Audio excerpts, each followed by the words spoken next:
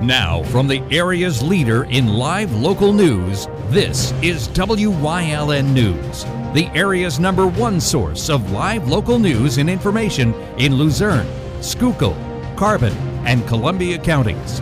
WYLN News starts now.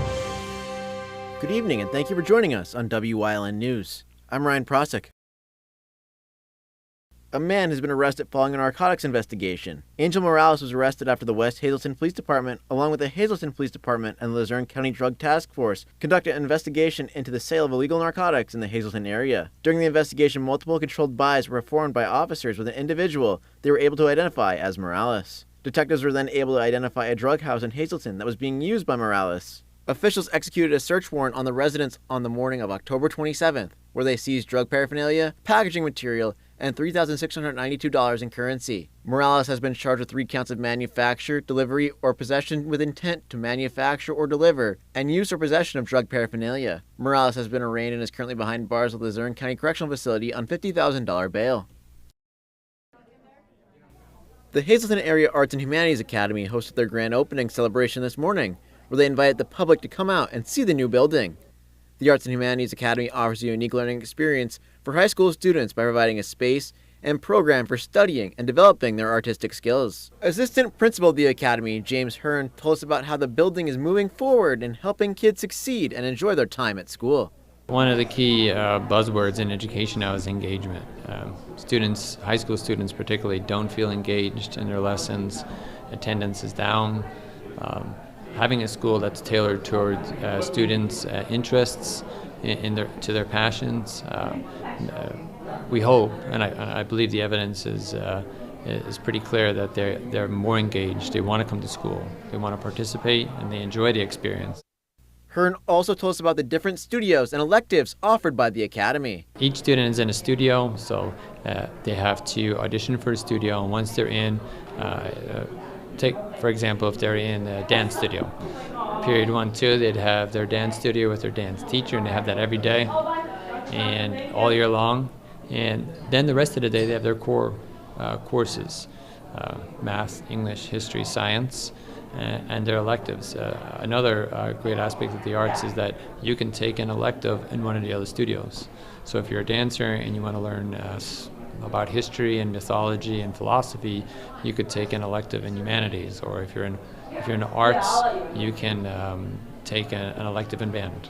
So there's all different avenues for you to choose.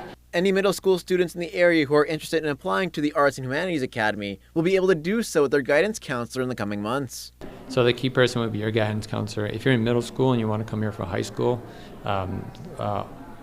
we go out to the middle schools and put on a presentation explaining the application process. You talk to your guidance counselor and fill out the application for the arts building, and then see what the requirements are for each studios. Different studios might require an in-person audition, or they might require a portfolio. So talk to your guidance counselor. If you're already in the school district and you're at one of the other high schools, talk to your guidance counselor and see about transfer to the school. The Arts and Humanities Academy is located at the Can-Do Corporate Center in Drums. The Wilkes-Barre City Police Department is asking the public for help in locating a missing teen. Elisa Matias was last seen on October 28th around 9 p.m. Matias is 16 years old, 5 feet 3 inches tall, and approximately 160 pounds. Police say she was last seen wearing a black jacket, a white shirt, and red lifeguard sweatpants. According to police, Matias may be in the Lehigh Valley area. Anyone with information regarding her whereabouts is asked to call Detective McGrath at 570-208-6699. Luzerne County 911 and the Emergency Management Agency may soon merge into one department. We spoke with Interim Executive Director at the 911 Center, Lucy Morgan, who also serves as the EMA Coordinator, about the potential merger. The merger will obviously help us to share resources, stop duplication of services, especially during disasters. We'll be able to work more cohesively. According to Morgan, there are also additional advantages to a merger. Hopefully there will be potential cost savings. Some of the future positions we hope to fund from EMA and 911. to show a savings and stuff like that. So overall, it's just,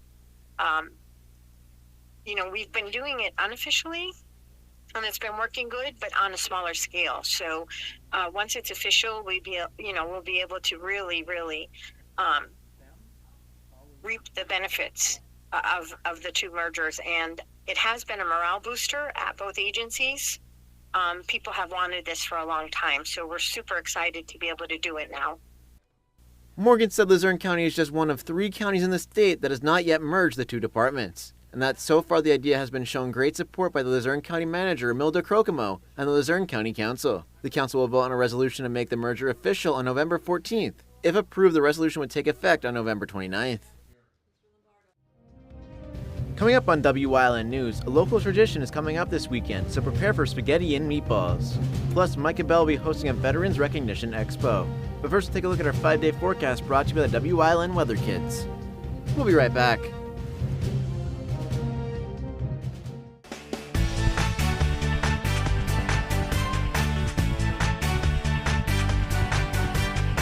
My name is Kylie. Tomorrow's going to be partly cloudy.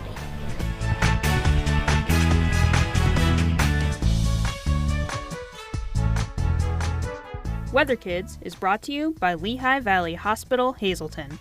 Your health deserves a partner.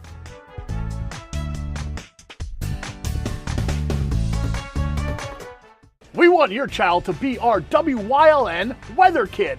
Your child can be our feature weather reporter of the day on WYLN News and WYLN social media posts just by using your smartphone or any video recording device. It's easy. All ages are welcome, from toddlers to teens. To find out how, go to the weather section of WYLNTV.com or look for our post about it on the WYLN News Facebook page. Submit your Weather Kid video today. Hey, it's Justin from Grand Central, and our trained sleep professionals are here to help you sleep like never before. With an extensive line of Sealy and Stearns & Foster mattresses, we are sure to find you the right mattress at the right price. Free delivery and removal, interest-free financing for up to 60 months, and same or next day delivery on select models. And don't forget, everyday low prices. Stop in to one of our 2 locations, Route 93 in Escapec, Or downtown Hazleton. and see why Northeast and Central Pennsylvania sleeps better with Grand Central. There's no better place to shoot than Whitetail Preserve. Their skeet, trap, and sporting clay fields are professionally designed, and all stations are handicap accessible. Whitetail Preserve has resident shooting instructors certified by the NRA in shotgun, rifle, pistol, home safety, and personal protection in the home. Whitetail can also cater any size event, whether it be a private party, corporate event, or wedding. Call 570-384-2314 for more information. Get ready for the ultimate touchdown experience with Sports Talk. Marty Burns and Hazleton Area Cougars football coach Dennis Bookman have your weekly pass to all things high school football. Breaking down plays, victories, and every heart-pounding moment of the game, plus exclusive insights from the players themselves. Catch the excitement, catch the plays, catch Sports Talk every week on WYLN TV 35. Sponsored by the Lehigh Valley Orthopedic Institute. Welcome back to Wyln News.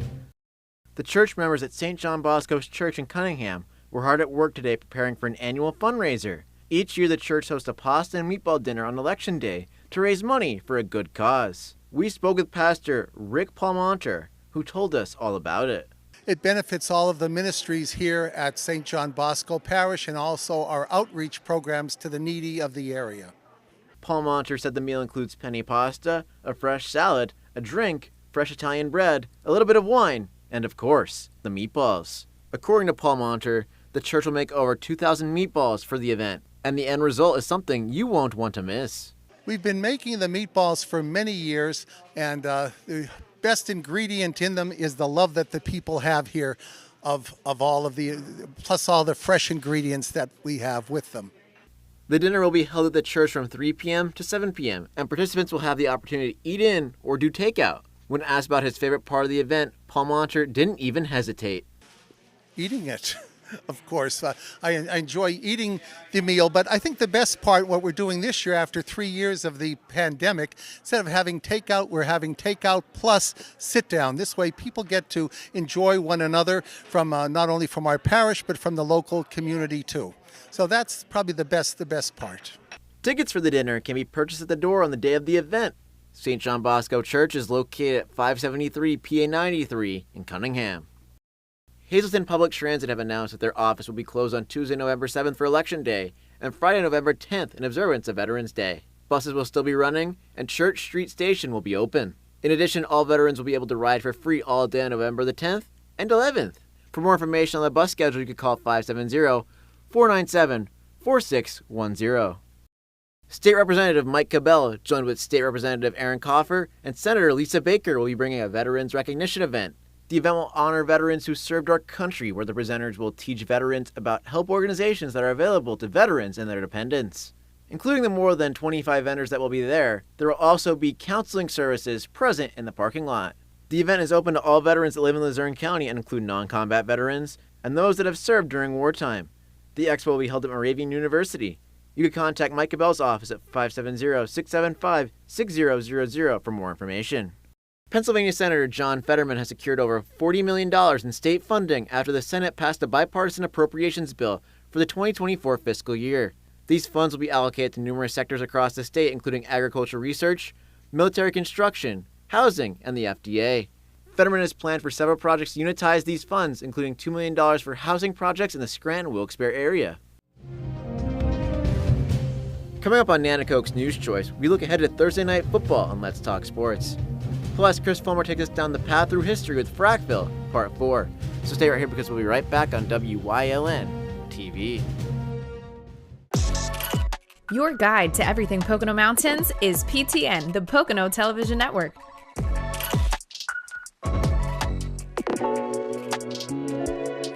Watch PTN on WYLN.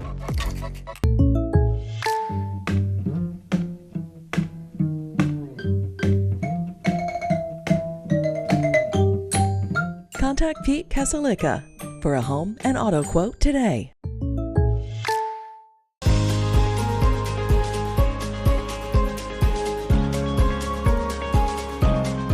Hello, I'm WYLN historian Chris Fulmer. Pennsylvania's communities are filled with interesting history. Come with me as we discover the people, events, industries, and other historic facets of local towns.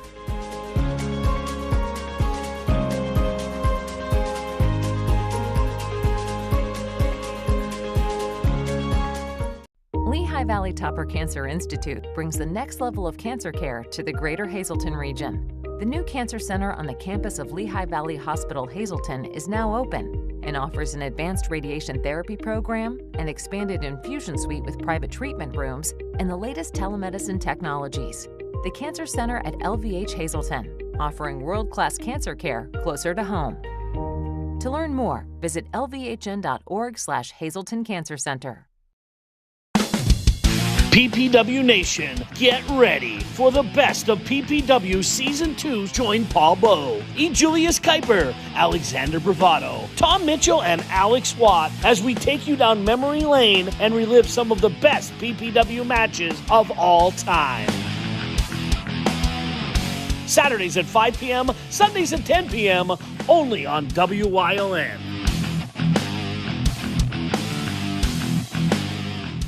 Do you like craft beer? Do you want to learn the right way to sample wine? How about checking out a restaurant with a unique flavor or a crazy food challenge? These are just some of the things we are featuring on Wine, Hops, and Road Stops. So, spend some time learning about great wine, great beer, and great food on WYLN TV 35.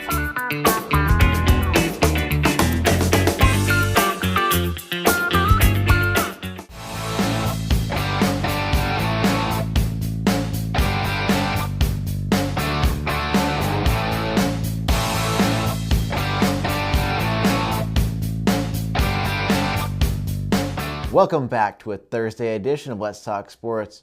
We have some Thursday night football to preview, but first I'd like to congratulate the Texas Rangers on their World Series win. They got it done last night, 5-0 with Marcus Semien putting the final touches on the World Series run with a 2-run home run.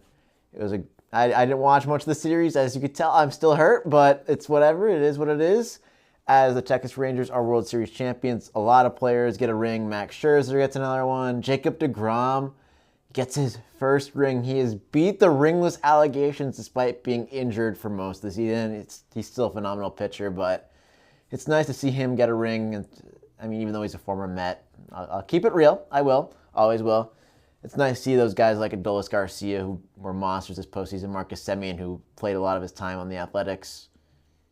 That's a story for another day. And then Corey Seager get another one after he signed a big contract from the Dodgers. But congrats to them and their fans. But we have some Thursday night football to get to. We have Titans, Steelers, and I didn't think I was going to be excited for this one. But then this past week of football happened, and I'm excited to see Will Levis play. I can't believe I said that sentence out of my mouth.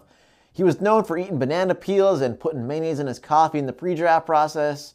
And it was kind of strange. He said they're all false, but I don't know if I could trust him just yet. He did throw for 4 scores last game, so I could trust him a little more on the football field. And we also saw Derrick Henry go for over 100 yards. It was rumored he was going to be traded at the trade deadline, but maybe Will Levis' performance kind of changed things a little bit. I heard that the Ravens were in and a couple other teams, so he would have been a monster on the Ravens. I talked them up a little too much, I think, but they looked impressive against the Falcons, so we'll see if that offense can keep it going against a Steelers defense that's kind of weak on the back end, but have better pass rushers than the Atlanta Falcons do, as the Atlanta Falcons were in on Montez Sweat, who eventually ended up in Chicago. So speaking of the Steelers, they lost the Jags last weekend. Kenny Pickett got injured in the game, but it looks like he's good to go now. Mitch Trubisky did not look well in relief, throwing 2 interceptions. You know who did look well in coming back, though? Deontay Johnson catching 8 passes for 85 yards. I mean, he did have that one really bad drop, actually. Steelers fans don't really like Deontay, at least ones that I talk to on a normal basis. But this game is going to be actually kind of exciting. I'm eager to see, and of course, it's been reported that Matt Canada is going to call plays from the sideline now instead of up top in the booth. You know, that's definitely going to change things. Yeah, it's not at all. I see Matt Canada slander when I go home. I open up my computer, I go on Twitter, and it's just Matt Canada just being bashed. It's all those graphs that I previously mentioned where the good teams are in the top right and the bad teams are in the bottom left, and it's just the Steelers on their own little island down there and a couple other teams, a little higher. But it's not a good season for the Pittsburgh Steelers. I don't think I have to mention that. And I feel like they've kind of won too many games already to be in contention for Drake May or Caleb Williams, who are going to be polarizing quarterback prospects come this offseason. I don't think Kenny Pickett's it. He has one of the lowest touchdown percentage rates ever in the league. He's bottom 5 ever in the history of the National Football League. It's that bad, folks. It's not looking good. Coordinator situation's not good. Quarterback's not good. Running back's not good. Wide receiver, I'll give it to you. George Pickens and Deontay Johnson are a good duo, but offensive line's not all too great. And that makes me want to mention that they don't play the rookies. Joey Porter Jr., even though his tackling's been kind of suspect, and you saw it last weekend, he's still the best cover corner on this team, and he doesn't get as much playing time as he should, and neither does first-round tackles or anyone else that comes through the Steelers system, except Najee Harris, apparently. And Kenny Pickett, of course, later in the season. But it's really questionable what they're doing in Pittsburgh. I think they need a whole new overturn, but nothing's going to happen anytime soon because that's the Steeler way, I guess. But that does it for this edition of Let's Talk Sports. We'll see you next time.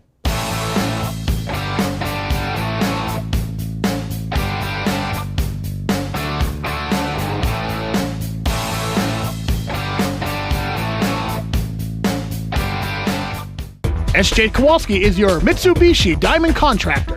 They can install a Mitsubishi electric Mr. Slim ductless heating and cooling system. Mr. Slim systems are designed to make any living space in your home inviting. You can have a different temperature control for every room in your home.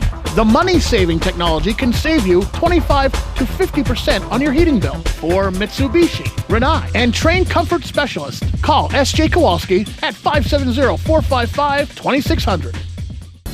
The 45th Annual American Cancer Society Telethon will be broadcast live on WYLN TV 35 from the Pennsylvania Theater of Performing Arts in downtown Hazleton. Watch it live on TV from 11 a.m. to 11 p.m. or come down and join us in person Saturday, November 18th. There will be tricky trays, bake sales, live entertainment, and more. Year 45, together we strive, and so many more can survive.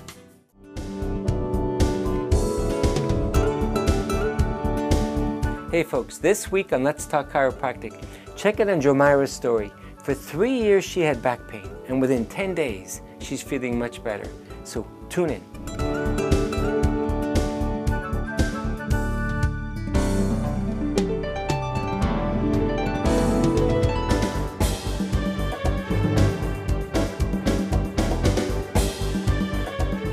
There's no better place to shoot than Whitetail Preserve. Their skeet, trap, and sporting clay fields are professionally designed, and all stations are handicap accessible. Whitetail Preserve has resident shooting instructors certified by the NRA in shotgun, rifle, pistol, home safety, and personal protection in the home. Whitetail can also cater any size event, whether it be a private party, corporate event, or wedding. Call 570-384-2314 for more information.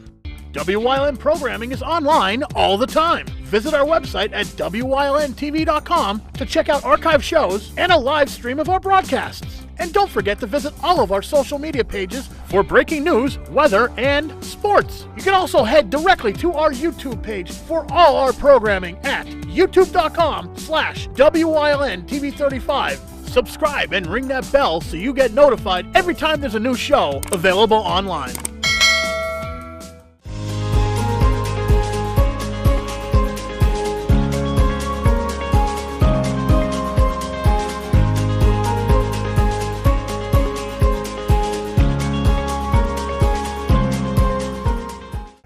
By the 1950s, the age of coal was receding on Broad Mountain and elsewhere across Schuylkill County. The mines were running dry as America switched away from coal. Frackville, despite not having major coal deposits on its boundaries, was not immune from this fate. Town leaders looked around for any way possible the industry could get the town through this rough patch. A lifeline seemed to come in the early 1960s from automobile maker the Roustabout Company. It had a design from Harry Payne, one of the inventors of the Jeep, that was convinced would revolutionize the light truck market. The Tri-Van was a three-wheeled mini-truck with 3-speed manual transmission, a 2-cylinder air-cooled engine, and springless air suspension. Convinced they had a winner, Roustabout successfully petitioned the Pennsylvania State Legislature to legalize 3-wheeled cars on the road, then invested almost $350,000 into building a plant in Frackville, to be manned primarily by laid-off former miners. On March 14, 1963, Governor William Scranton personally drove the first Tri-Van produced at the plant off the assembly line, declaring it was the beginning of a new day in Schuylkill County. This, however, would be the Tri-Van's high water mark, as it soon became clear that the vehicle was difficult to steer as well as slow, with a top speed of only 55 miles per hour, and it was nearly impossible to drive up hills.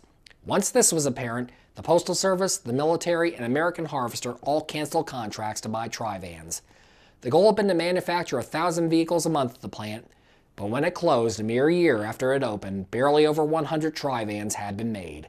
A few still survive today in private collections and museums. Another industry operating Frackville at this time would cause more direct harm in the long run to the community than the Tri-Van's embarrassment. Metropolitan Mirror and Glass Company opened in 1959 at Industrial Road and Altamont Avenue, making mirrors. The company would operate until it went bankrupt in 1982. A few years later, it was found that paint thinner and silver solutions used in manufacturing the plant's mirrors had seeped into and contaminated the area's soil and Frackville's water supply. Metropolitan's locale was declared a Superfund site, and an extensive cleanup operation began, one that did not end until the site was finally delisted in August 2005. As the 1980s began, one prominent Frackville native began to make a notable mark in state government. Walter Barron had been born in Frackville in 1924 and was the first child to be baptized in St. Anne's Roman Catholic Church after the current church building had opened. As an adult, Barron founded the Model Garment Company in Frackville and was a driving force behind the Waldeck Manor Planned Community and Broad Mountain Nursing Home. Beyond Frackville, Barron also ran Hazleton's Penn Allen Incorporated and Sunbury's Penn Spruce Incorporated. He would also be active in the Schuylkill County Chamber of Commerce and the Schuylkill County Economic Development Corporation. In 1979, Barron would be appointed by Governor-elect Dick Thornburgh as Secretary of General Services of the Commonwealth of Pennsylvania. He would hold this position through the end of Thornburgh's 10 years governor in 1987.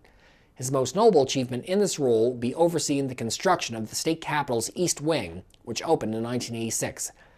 Barron would also oversee construction of 6 state prisons, as well as Thornburgh's cost reduction programs during his tenure as governor. For his efforts, Barron would receive the National Governors Association Award for Distinguished Service to State Government directly from President Ronald Reagan in 1982. Other awards would follow in the years afterwards, including the Torch of Liberty Award from the Schuylkill chapter of the Anti-Defamation League in 1990. Walter Barron died in 2016 at age 92. 1980 would also see the beginning of a longtime Frackville institution in the Schuylkill Mall.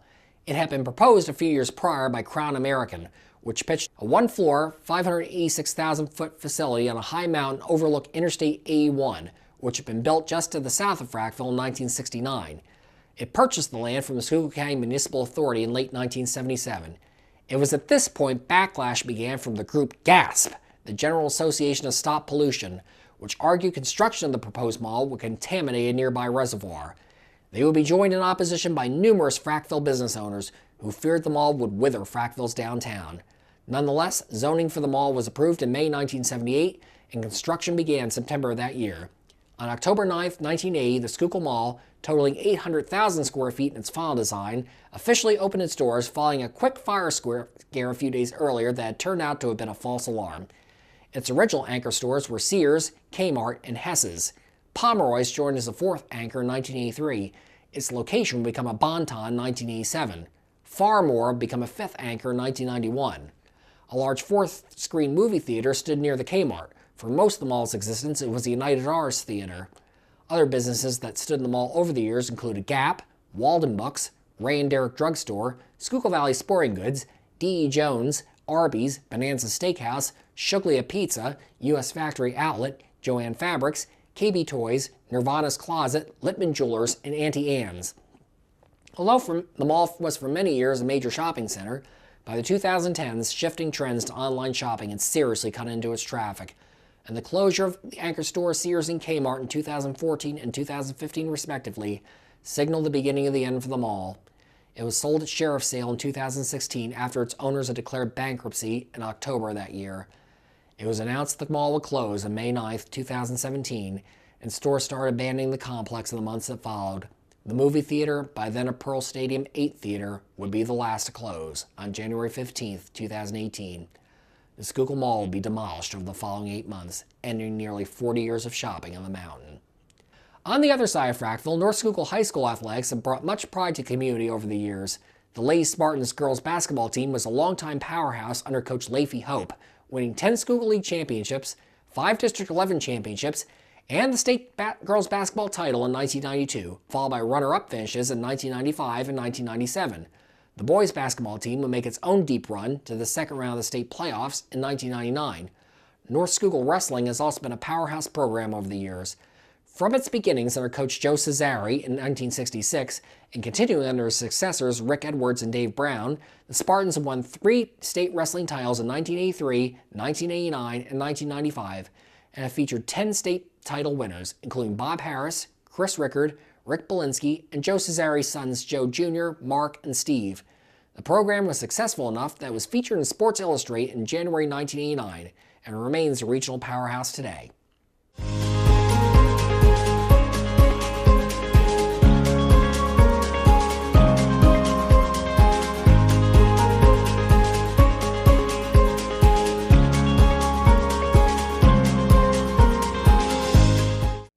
And that does it for the news. Remember, the source matters now more than ever. Catch all the latest news and updates on our YouTube, Facebook, or at our website at wylntv.com. Stay with us for a look at the weather.